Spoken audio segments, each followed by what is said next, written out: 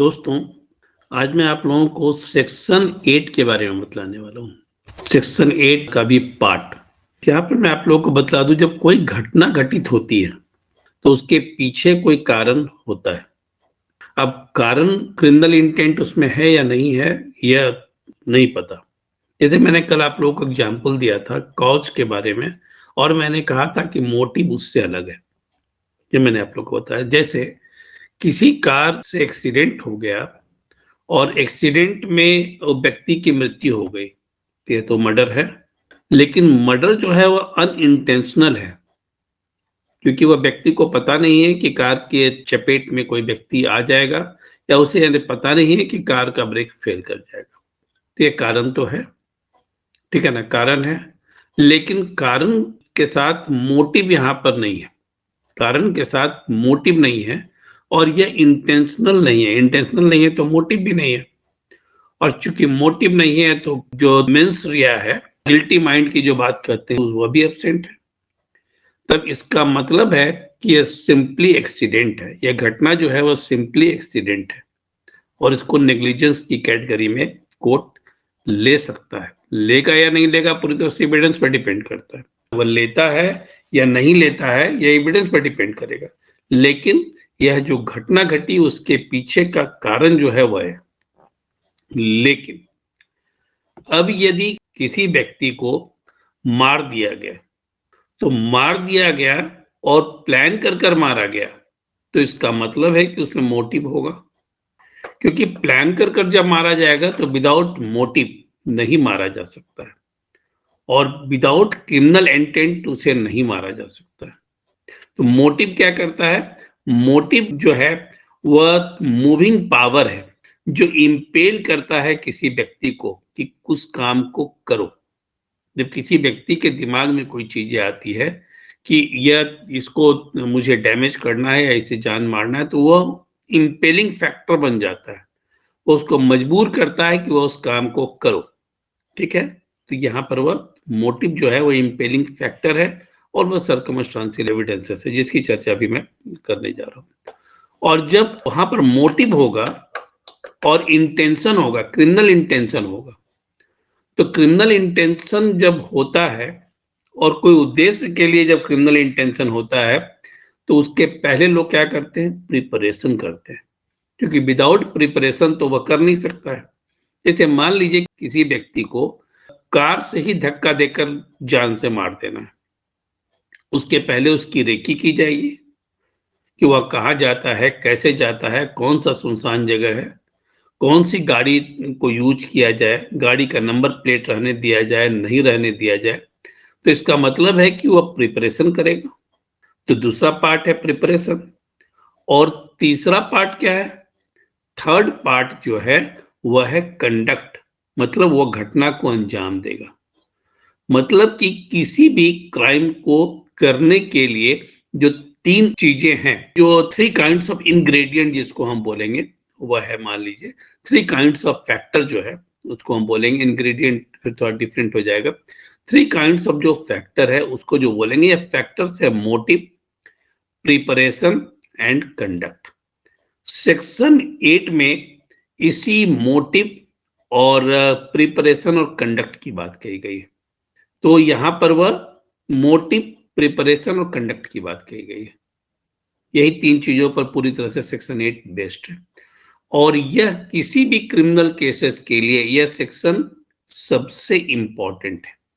यह सेक्शन जो है वह सबसे इंपॉर्टेंट है, क्योंकि यदि ये इस चीज को प्रूव कर दिया जाए तो फिर जो एक्यूज पर्सन है उसको आसानी के साथ सजा दिलाई जा सकती है।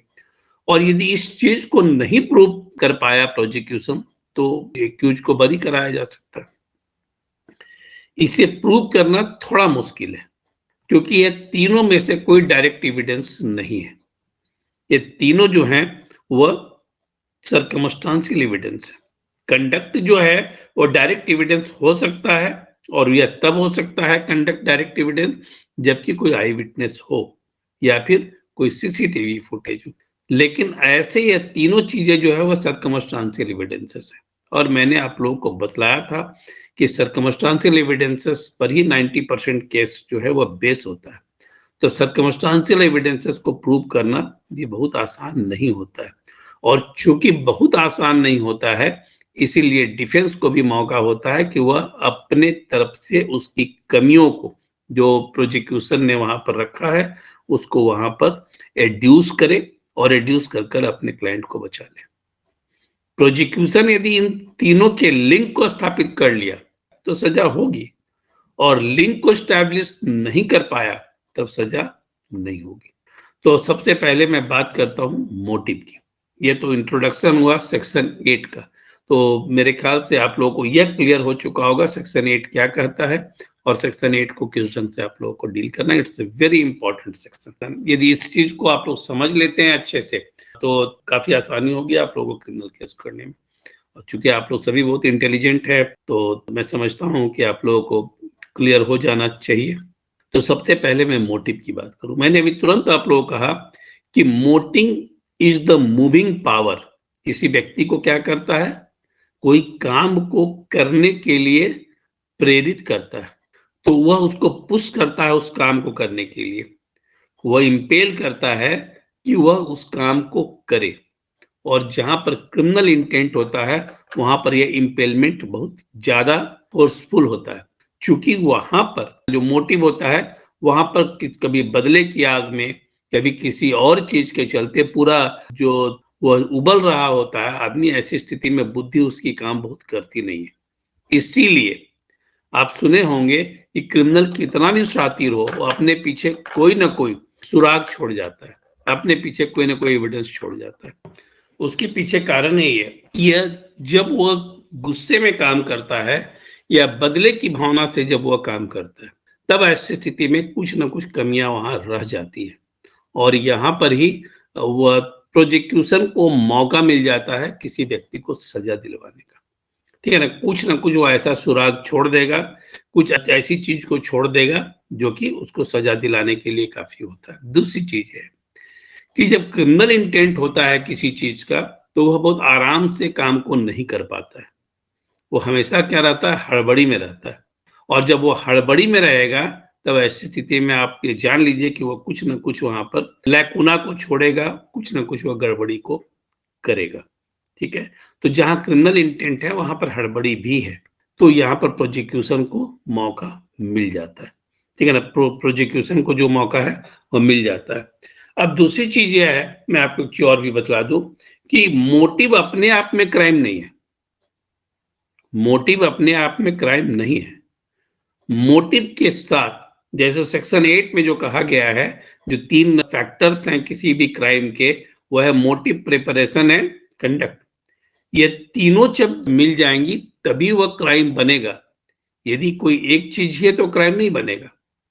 कितना भी हीनस जो मेरे दिमाग में बात आ जाए कि हीनस क्राइम की बात आ जाए, लेकिन वह क्राइम नहीं हो सकता है। जैसे मेरे दिमाग में चल रहा है कि मुझे उस व्यक्ति का मर्डर कर देना है, मेरे दिमाग में चल रहा है कि मुझे उस व्यक्ति का मर्डर कर देना है, तो मेरे दिमाग में चल रहा है और ये दिमाग में चल रहा है, लेकिन वह उसको क्राइम नहीं माना जा सकता है क्योंकि इसको प्रूव करने का कोई पैमाना नहीं है।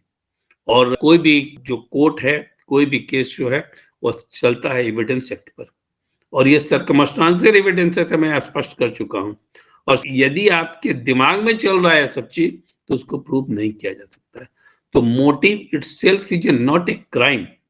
वो कितना भी हीनस दिमाग में बात चल रहा हो, वो मर्डर का चल रहा हो, रेप का चल रहा हो, कुछ भी चल रहा हो, किडनैपिंग का चल रहा हो, रॉबरी का चल रहा हो, कुछ भी चल रहा हो दिमाग में, लेकिन वो क्राइम नहीं हो सकता जब तक कि उसको कंडक्ट में नहीं लाया जाए, और कंडक्ट में लाने के लिए उसकी प्रिपरेशन की आवश्यकता होती है। तो ये 3 चीजें जो है वह जरूरी है। तो motive itself is not a crime. तो मोटिव को एक्ट में लाएंगे तो क्राइम हो जाएगा, और जब क्राइम हो जाएगा तो मोटिव एविडेंस बन जाएगा। मैं आप लोगों को सीआरपीसी में भी प्रोसीजर में मैं बता चुका था मोटिव के बारे में।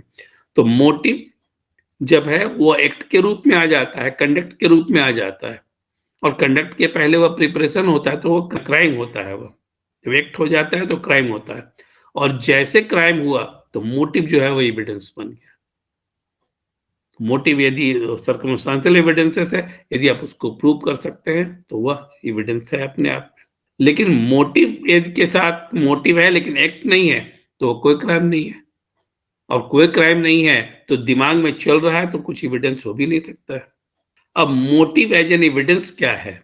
जैसा कि मैंने आप लोगों को बताया कि मोटिव जो है वो सर्कमस्टांशियल एविडेंसेस है। मोटिव को हम सर्कमस्टांशियल एविडेंस कहते हैं, और जहां पर सर्कमस्टांशियल एविडेंस जो है वह अपने आप में कंप्लीट कभी नहीं होता है, क्योंकि जो चेन ऑफ सिस्टम है, चेन ऑफ जो एक्ट है, और उसके साथ जो चेन ऑफ एक्ट है उसके साथ बहुत सारे सर्कमस्टांशियल एविडेंसेस होंगे। यदि सारे सर्कमस्टांशियल एविडेंसेस को एक साथ जोड़ा जाए तब वहां पर जाकर उस चीज को प्रूव किया जा सकता है। सिर्फ एक चीज के आधार पर किसी चीज को प्रूव नहीं किया जा सकता है। ठीक है, तो सर्कमस्टांशियल एविडेंसेस है, बहुत स्ट्रॉन्ग सर्कमस्टांशियल एविडेंसेस है, लेकिन तब जब उसके साथ अदर सर्कमस्टांशियल एविडेंसेस जो प्रिपरेशन के दौरान आए हैं, जो कंडक्ट के दौरान आया है, उसको मिलाया जाए तभी वह सजा दिलाने के काबिल होता है। अदरवाइज ये अपने आप में सजा नहीं दिला सकता है। दूसरी चीज है, अब जैसे एब्सेंस ऑफ मोटिव है, तब क्या ऐसी स्थिति में सजा नहीं हो सकती है? एब्सेंस ऑफ मोटिव से कोई लेना देना नहीं हो सकता है सजा का। मोटिव है तो बहुत स्ट्रॉन्ग रीजन है चीजों के साथ, लेकिन मोटिव यदि नहीं है तब भी ऐसी स्थिति में सजा तो मिलेगी, क्योंकि अदर एविडेंसेस जो है, स्ट्रॉन्ग एविडेंसेस यदि उपलब्ध हैं तब सजा मिलेगी। जैसे किसी व्यक्ति ने किसी का खून कर दिया, चलते फिरते हुए गुस्सा आया, उसने उसका मर्डर कर दिया, यहाँ कोई मोटिव नहीं है, उसका कोई मोटिव नहीं है, कोई क्रिमिनल इंटेंट नहीं है, लेकिन एविडेंस है। जिस चाकू से उसने खून किया है या इसने जो गन शॉट से मारा है उसको गन रिकवर हो गया, चाकू रिकवर हो गया, उसके जो फिंगरप्रिंट थे वह उपलब्ध उस पर हो गए। वहां पर लोगों ने उस समय में उसको देखा था, जो कपड़े हैं उसके वह उपलब्ध हो गए, तो कपड़ा तो खैर डायरेक्ट एविडेंस हो जाता है, तो सर्कमस्टांशियल एविडेंसेस के आधार पर डायरेक्ट एविडेंस तक पहुंचा जा सकता है। तो यहाँ पर ये सारी चीजें जो है वह बहुत ही स्ट्रांग हो अदर सर्कमस्टांशियल एविडेंसेस, तो मोटिव का एब्सेंस जो है वो अभी सजा दिलाने से नहीं रोक सकता है। मोटिव है तो वेल एंड गुड, लेकिन अकेले सिर्फ मोटिव है तो सजा नहीं दिलाया जा सकता है। मोटिव नहीं है लेकिन अदर सर्कमस्टांशियल एविडेंसेस है तब सजा हो सकता है। मोटिव है, कोई अदर सर्कमस्टांशियल एविडेंसेस सपोर्ट नहीं कर रहा है तो सजा नहीं हो सकती है। लेकिन मोटिव नहीं है, अदर सर्कमस्टांशियल एविडेंसेस सपोर्ट कर रहा है तो सजा हो सकती है। होती है मैं कभी नहीं कहता हूं, और नहीं कोई कोर्ट इस बात को कर सकता है, क्योंकि ये सारा चीज ट्रायल पर डिपेंड करता है। कभी कभी है कि बहुत ग्लेयरिंग फैक्ट है, बहुत ग्लेयरिंग एविडेंसेस है, लेकिन उसके बावजूद भी सजा नहीं होती है, क्योंकि वह लिंक स्थापित नहीं हो पाता है, जो चेन ऑफ सर्कमस्टांसेस है उसके साथ लिंक स्थापित नहीं हो पाता है। अब जैसे मैं आपको एक एग्जांपल देता हूँ, उससे आपको क्लियर हो जाएगा।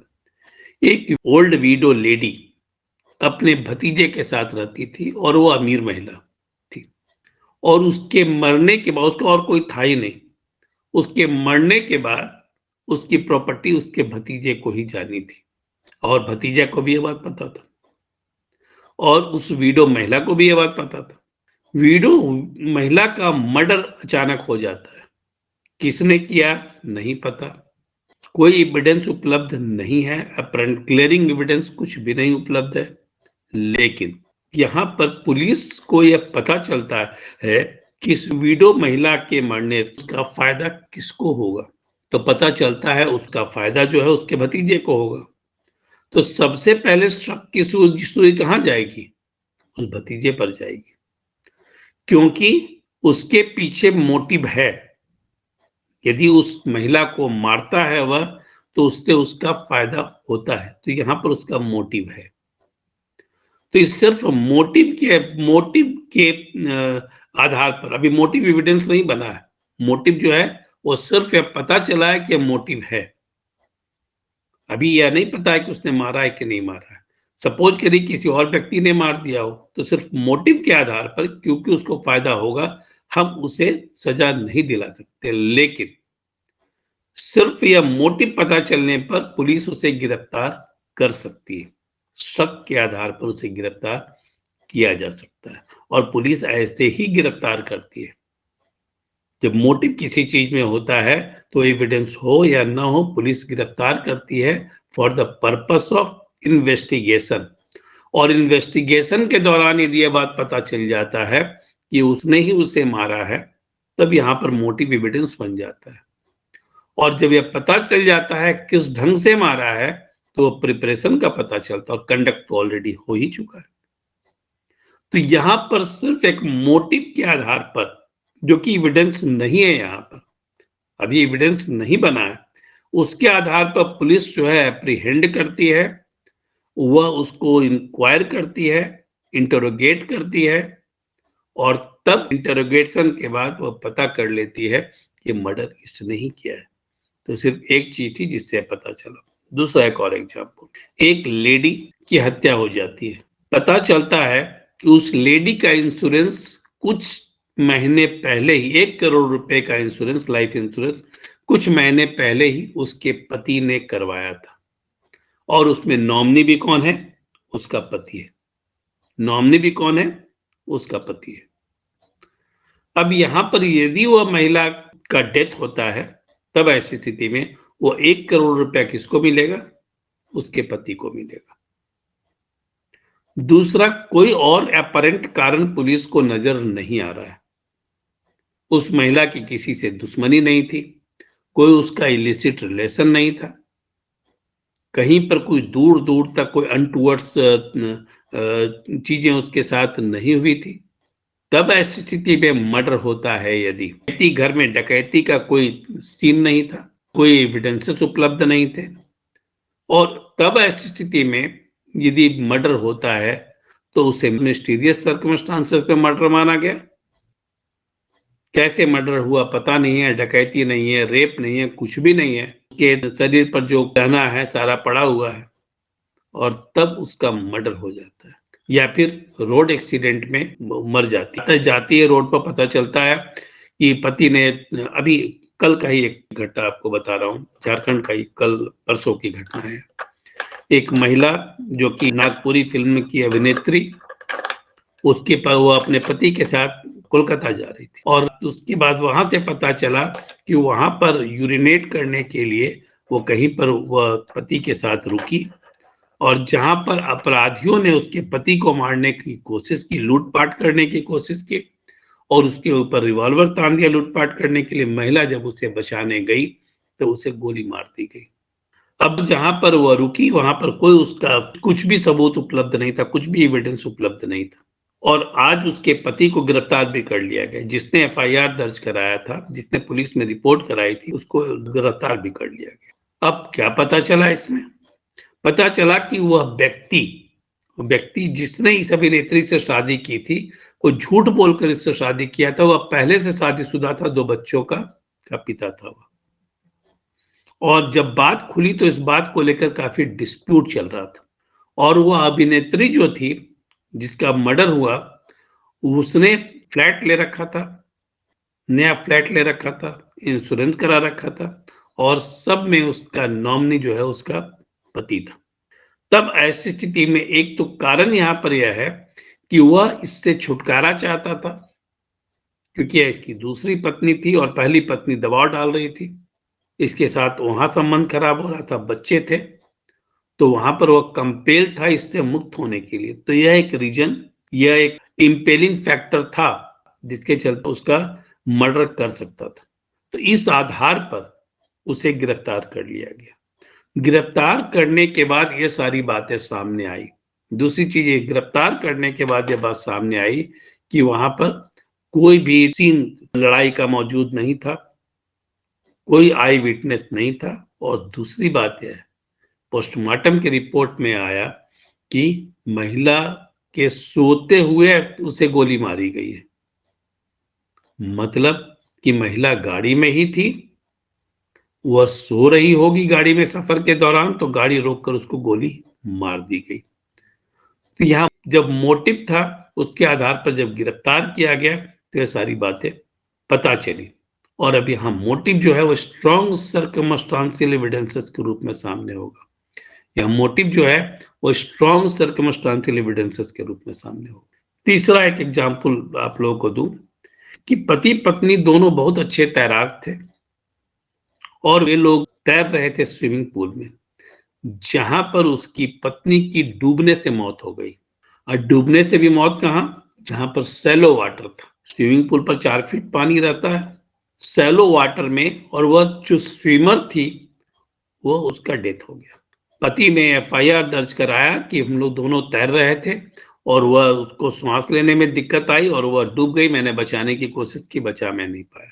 पहली बात तो इस थ्योरी पर विश्वास किया ही नहीं जा सकता है, क्योंकि स्विमिंग पूल तो बहुत छोटा होता है और जैसे ही डूबने लगे उसको खींच कर किनारे लाया जा सकता है। लेकिन यहाँ पर शक की सुई आ गई कि वह जो पति था उसका किसी अन्य महिला के साथ संबंध था। इसके आधार पर सबसे पहले तो उससे पूछताछ की गई, कोई संतोषजनक जवाब नहीं मिला। तब ऐसी स्थिति में उसे गिरफ्तार कर लिया गया, क्योंकि अन्य सर्कमस्टांशियल एविडेंसेस सपोर्ट कर रहे थे। यहाँ पर मोटिव प्रूफ हो गया और मोटिव के पीछे जो इंपेलिंग फैक्टर था वह भी प्रूफ हो गया। क्यों मारा गया? क्योंकि उससे वह मुक्त होना चाहता था।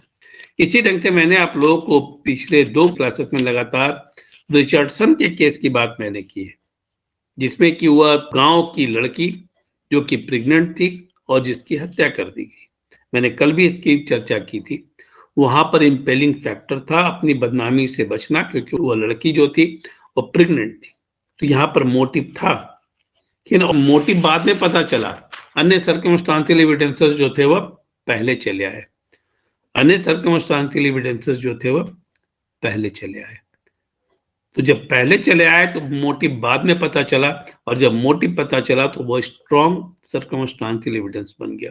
यदि मोटिव प्रूफ हो जाता है तब ऐसी स्थिति में वो स्ट्रॉन्ग सर्कमस्टांशियल एविडेंस के रूप में सामने होता है, और बहुत ही स्ट्रॉन्ग सर्कमस्टांशियल एविडेंस के रूप में सामने होता है। लेकिन जब मैं मोटिव की बात करता हूं तो मोटिव जो है वह प्रिजम्पटिव एविडेंस है, और यहाँ पर प्रिजम्पटिव जो है वह रीजनिंग लगाने की आवश्यकता पड़ती है इसको प्रूव करने के लिए। प्रिजम्पटिव एविडेंस उस एविडेंस को कहते हैं जो न तो प्रूव्ड है और न ही डिस्प्रूव्ड है, लेकिन वह क्या है? वह रिबटेबल है। रिबटेबल का मतलब होता है वह खंडन के योग्य है। प्रिजम्पटिव एविडेंस जो है उसको उसे खंडन किया उसका जा सकता है, उसे रिबट किया जा सकता है, मतलब खंडन के योग्य है। तो मोटिव जो है वह अपने आप में कंप्लीट एविडेंस नहीं है, यह प्रिजम्पटिव एविडेंस है जिसको कि खंडित किया जा सकता है। ठीक है ना, खंडित किया जा सकता है। अब प्रिजम्पटिव जब हम लॉजिक लगाते हैं, प्रिजम्पटिव रीजनिंग जब हम लगाते हैं, तो यहाँ पर 2 चीजें होंगी। या तो यह कॉन्क्लूसिव होगा कि यहाँ पर वह जो है मोटिव था, इसके पीछे यह घटना घटी, या फिर वह क्या होगा? अदर देन कंक्लूसिव होगा, मतलब कंक्लूसिव नहीं होगा। जैसे सपोज करिए जो डिसीज्ड वुमेन, ठीक है ना, विडो वुमेन जिसकी की हत्या की गई, वहां पर मोटिव बहुत क्लियर है, उसको प्रूव किया जा सकता है, क्योंकि पैसा उसको मिलना है उसके मरने के बाद, क्योंकि इकलौता वारिस वही है।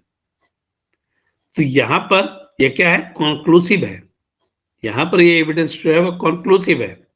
यहाँ पर मोटिव जो एविडेंस के रूप में, सर्कमस्टांशियल एविडेंसेस के रूप में है, उसको किसी भी सूरत में रिबट नहीं किया जा सकता है। लेकिन दूसरा एग्जाम्पल जो दिया था, जिसमें मैंने आप लोगों को यह कहा था कि वो जो पेयर था, महिला और पुरुष का, पति पत्नी जो थे, दोनों बहुत अच्छे स्विमर थे, उसमें पत्नी की मौत हो गई स्विमिंग पूल में डूबकर। यह कहा गया कि उसने उसकी हत्या इसलिए की क्योंकि उसका किसी के साथ संबंध था। यह रिबटेबल है। यह जो है क्या है? वह है रिबटेबल। या इसलिए रिबटेबल है क्योंकि उस संबंध को स्थापित करना थोड़ा मुश्किल काम है, लेकिन यहां पर जो पैसा मिल रहा है वहां पर वह रिबटेबल नहीं है, इसको आराम से स्थापित किया जा सकता है। लेकिन दूसरे केस में इसको खंडित किया जा सकता है। इसीलिए मैंने कहा कि जो सर्कमस्टांशियल एविडेंसेस है वह प्रिजम्पटिव एविडेंस है, जिसको कि प्रूव किया भी जा सकता है, प्रूव नहीं भी किया जा सकता। उसी ढंग से जो LIC का पैसा पति को मिलना है 1 करोड़ रुपया, वहां पर वह कॉन्क्लूसिव है, क्योंकि पता है कि पति को 1 करोड़ रुपया मिलना है इसके मरने से। उसके बाद अन्य सर्कमस्टांशियल एविडेंसेस को यदि सामने ले आया जाए, तब ऐसी स्थिति में उसे प्रूव करना आसान हो जाता है। तो यह तो हुआ आपका मोटिव। नेक्स्ट क्लास में आप लोगों को प्रिपरेशन और कंडक्ट के बारे में बतलाऊंगा, तब यह सेक्शन 8 अपने आप में कंप्लीट होगा। यदि आप लोग समझ गए हैं तो बड़ी अच्छी बात है।